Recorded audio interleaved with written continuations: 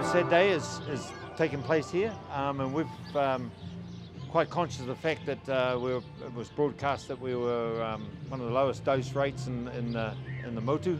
40%, not really. It's, as I say, it's been a bit ad hoc. Messages, inconsistent messages. Not surprised. It's typical of our. It's typical of the decile makeup of our town, and combine that with the inconsistency of the rollout. Being a shift town, particularly, it's quite hard for some of our whānau to actually take the time off. They were out in the orchards and like, so that's been quite difficult for them. But to be here today, this has just been constant all morning, since 9 o'clock this morning. So, you know, it is working.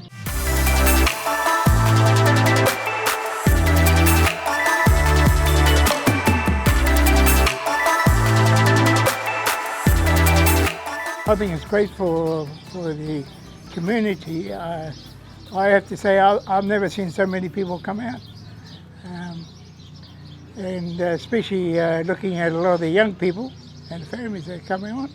It's been so overwhelming. We've had to bring in staff from Whakatane. Another two nurses have just arrived from Whakatane and brought more vaccines. So great to see awesome response.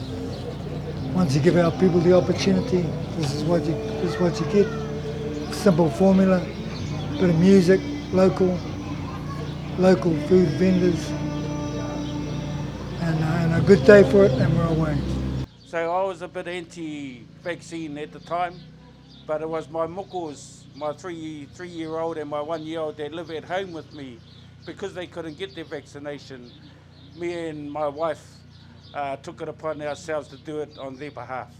I'll come here to tautoko my wife, who's getting her first vaccine.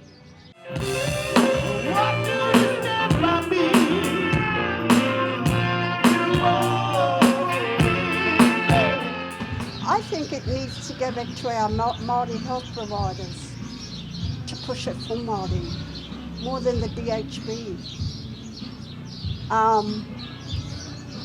I think our Māori health providers have got a more easy access to our Māori whānaus than a DHB would. People can be casual about it, there's no doubt, but given the opportunity, people understanding risk, and our community with our makeup is we sit in a high risk situation, and the community have responded in accordance. So it's awesome to see.